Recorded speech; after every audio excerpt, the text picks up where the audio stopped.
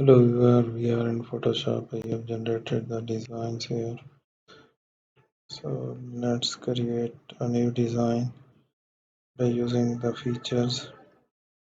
We will change the pattern's color for it.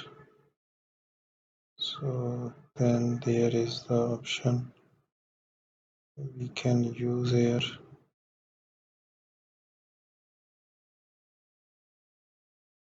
So that it is.